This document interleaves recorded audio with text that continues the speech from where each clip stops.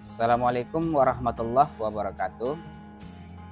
Pada penampilan kali ini, saya akan berusaha menampilkan tugas daripada 1.1.A4 eksplorasi konsep, yaitu modul 1.1 tentang refleksi filosofi pendidikan nasional Ki Hajar Dewantara. Baik, sebelum kita lebih lanjut, saya perkenalkan diri terlebih dahulu. Saya Andri SPDI GR, calon guru penggerak angkatan 9 dari Kabupaten Pasaman Barat, guru SMA Negeri 1 Lembah Bintang. Di mana yang akan kita jabarkan nanti tentang eksplorasi konsep dan sekaligus refleksi diri tentang filosofi pendidikan nasional menurut Ki Hajar Dewantara.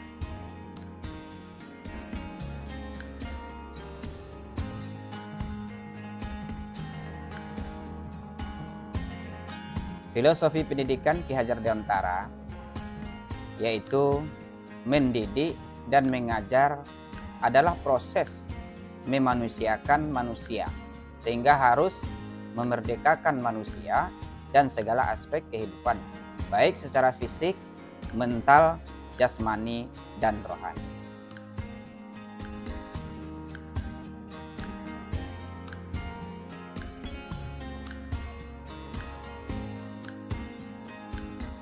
Kita selaku seorang pendidik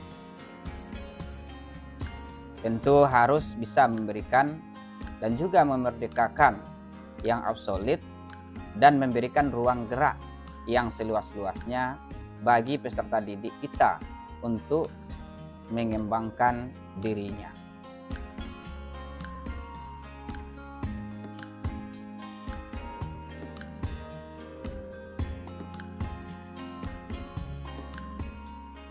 Kalau kita perhatikan dan kita pahami, ini sejalan dengan fungsi dan tujuan bimbingan dan konseling di sekolah, di mana latar belakang ataupun bidang studi yang saya empu tidak lain adalah bimbingan dan konseling. Maka kita kaitkan dengan bimbingan dan konseling di SMA Negeri 1 Lembah Bintang, di mana fungsi bimbingan dan konseling antara lain adalah membantu peserta didik memenuhi tugas perkembangan sesuai dengan usianya. Kemudian ikut berperan dalam membantu peserta didik memahami dan mengerti akan dirinya sendiri serta lingkungannya. Kemudian membantu peserta didik untuk menentukan minat, bakat, dan potensi, termasuk dalam menentukan kegiatan ekstrakurikuler, program studi saat akan kuliah atau program lanjutan, atau lebih jauh untuk lebih mengembangkan kemampuan untuk karir di masa depan. Selanjutnya membantu untuk turut meluruskan pemikiran, tindakan, dan dalam meluapkan perasaan peserta didik yang menyimpang atau kurang baik, dan memberikan bimbingan dalam berpola pikir yang sehat, logis, dan berperasaan yang tepat dan baik. Adapun tujuan bimbingan dan konseling itu sendiri adalah membantu peserta didik agar bisa cepat beradaptasi dengan lingkungan sosial mereka, baik di sekolah ataupun di lingkungan masyarakat. Dan juga membantu dalam mengembangkan minat, bakat, dan potensi yang dimiliki oleh peserta didik secara maksimal. Dan juga membantu peserta didik dalam mengembangkan kesadaran diri akan kemampuan, potensi, keunikan, dan citra diri. Selanjutnya, agar peserta didik mampu dalam mengembangkan kemampuan untuk belajar dengan baik, mampu numbuh kembangkan sikap positif terhadap diri serta orang-orang dan di lingkungan sekitar mereka.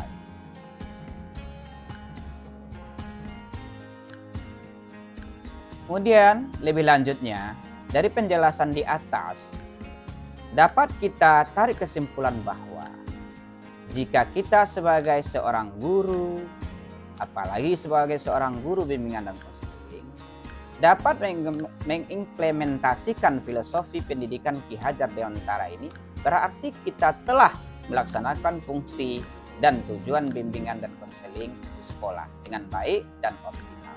Selama ini kita sebagai guru bimbingan dan konseling atau guru BK selalu terkendala dengan regulasi dan aturan terkait pembelajaran di kelas yang membuat peserta didik kita tidak dapat mengembangkan potensi dalam diri mereka karena pembelajaran yang belum memberikan kebebasan sepenuhnya pada peserta didik untuk mengembangkan potensi-potensi yang ada dalam diri daripada peserta didik itu sendiri. Harapan kita tentu besar sebagai guru bimbingan konseling dengan diterapkannya filosofi pendidikan Ki Hajar Dewantara ini akan terjadinya sinkronisasi capaian akademik peserta didik dengan layanan bimbingan dan konseling yang kita berikan di sekolah. Selain itu, terwujudnya peserta didik yang dapat mengembangkan potensi diri mereka sesuai dengan minat dan bakatnya masing-masing.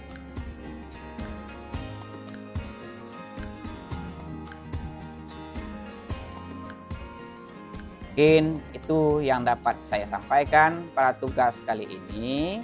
Nah, sebelum kita tutup, ada pendapat dari seorang ahli, Charles Kurol, bahwasanya guru terkenal dengan julukan pahlawan tanpa tanda jasa. Guru yang baik tahu bagaimana membawa yang terbaik dalam diri siswa itu sendiri. Demikian yang dapat saya sampaikan. Assalamualaikum warahmatullahi wabarakatuh.